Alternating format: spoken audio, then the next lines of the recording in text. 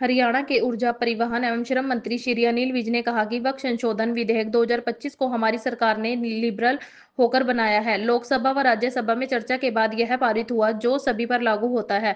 कांग्रेस द्वारा यह कहना कि हमें इसे नहीं मानते तो यह संसद का अपमान है। श्री विज आज वक्त संशोधन विधेयक के खिलाफ कांग्रेस के सुप्रीम कोर्ट में जाने संबंधी मामले में पत्रकारों से बातचीत कर रहे थे। कैबिनेट मंत्री अनिल विज ने कहा कि वक्त संशोधन विधेयक को विधिवत पारित किया गया है। संविधान की धारा 14 के तहत सभी को समानता का अधिकार दिया हुआ है, मगर कांग्रेस के राज में तुष्टीकरण की नीति के कारण कुछ काम ऐसे किए हुए हैं जिन्हें दूसरों से ऊपर रखा हुआ है।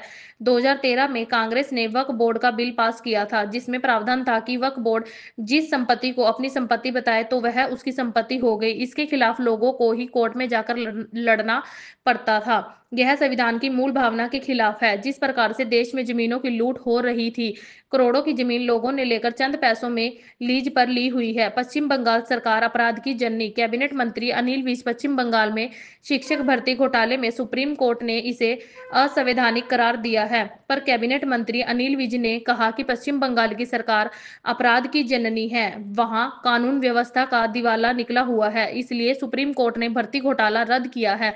पंजाब में अब व्यापार ही चिट्टे का रह गया है। मंत्री अनिल विज पंजाब में महिला कांस्टेबल के चिट्टे के साथ पकड़े जाने तथा इसे हरियाणा में सप्लाई करने के मामले में कैबिनेट मंत्री अनिल विज ने कहा कि पंजाब में व्यापार की चिट्टे का रह गया है और बाकी लोगों ने तो इंडस्ट्रियां शिफ्ट कर ली है और लोग काम छोड़ छाड़ कर जा रहे हैं। कई तो विदेशों में चले गए हैं। यह बॉर्डर स्टेट है और ऐसी स्टेट का दायित्व ज्यादा होता है। यदि पुलिस की तस्करी का काम कर रही है तो इलाज भी मुश्किल हो जाता है। विशा वक्फ बिल जो है वो पास हो गया है, लेकिन कांग्रेस जो है अब इसको लेकर सुप्रीम कोर्ट जाने की तैयारी कर रही है, क्या कहेंगे? देखिए, संविधान की धारा 14 के तहत सबको समानता का अधिकार दिया हुआ है, लेकिन कांग्रेस के राज में अपीजमेंट की नीति के कारण ये कुछ काम ऐसे किए हुए हैं कि ये दूसरों से ऊपर इनको रखा हुआ है। 2013 में कांग्रेस ने एक बिल पास किया था वक्फ बोर्ड का, जिसमें ये प्रावधान कर दिया था कि अगर वक्फ बोर्ड किसी भी जमीन को अपनी संपत्ति डिक्लेयर कर देता है तो वो उसकी संपत्ति हो गई। जिसकी संपत्ति डिक्लेयर करता है उसको कोर्ट में केस लगा के सिद्ध करना पड़ेगा। वक्फ बोर्ड को सिद्ध नहीं करना कि ये उसकी प्रॉपर्टी है। तो ये संविधान की मूल भावना के खिलाफ है। ऐसे ही कई और प्रावधान हैं। और जिस प्रकार से देश में जमीनों की लूट हो रही, महंगी महंगी जमीनें, करोड़ों की जमीनें लोगों ने लेकर और 150 रुपए लीज पे ले रखी है, करोड़ों रुपए की जमीनें। तो एक जो सोशल वेलफेयर गवर्नमेंट होती है उसको इन सब मुद्दों पर विचार करना पड़ता है। पर जहां तक कांग्रेस विरोध करने की बात कह रही है, ये काम सारा विधिवत हुआ है, संविधान में लिखा हुआ है कि कोई भी कानून बनाना है ऐसे ही बनाना है।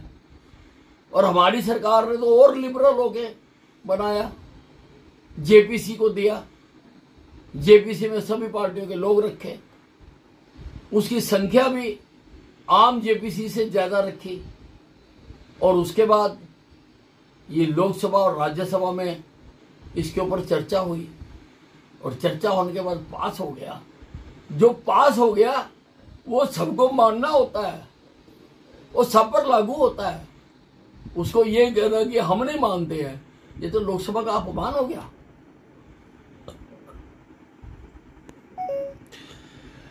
विशा सुरजेवाला ने ट्वीट किया है, उन्होंने कहा है कि बीजेपी जो है वो वसूली सरकार है, कभी बिजली के बिल बढ़ा देते हैं और अब कूड़ा कलेक्शन के नाम पर हरियाणा की जनता को लूटा जा रहा है।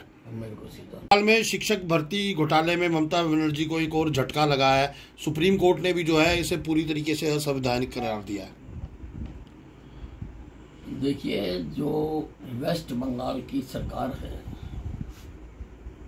वो क्राइम की जननी है। सारे क्राइम वहीं पर पैदा होते हैं और कानून व्यवस्था का तो वहां पर दिवाला निकला हुआ है। इसलिए सुप्रीम कोर्ट ने, माननीय सुप्रीम कोर्ट ने वो भर्ती घोटाला रद्द किया है और भी जहां जहां पर जांच होगी वहां पर अनियमितताएं पाई जाएंगी। साहब, पंजाब में एक महिला कांस्टेबल जो है वो चिट्टे के साथ पकड़ी गई और हरियाणा में सप्लाई करती थी, ये हाल है पंजाब का, क्या कहेंगे? नहीं, पंजाब तो शुरू से ही, पंजाब का नाम है उड़ता पंजाब। यहां पर तो अब व्यापार ही चिट्टे का रह गया, बाकी तो लोगों ने इंडस्ट्रियां शिफ्ट कर ली, वहां से लोग काम छोड़ छोड़ कर जा रहे हैं। बहुत सारे लोग तो विदेशों में चले गए क्योंकि यहाँ पर तो अब चिट्टे का ही काम होता है। और ये बॉर्डरिंग स्टेट है, जो बॉर्डरिंग स्टेट होती है उस सरकार का दायित्व भी ज्यादा होता है कि वो रोके। और अगर पुलिस ही कर रही है तो फिर तो कोई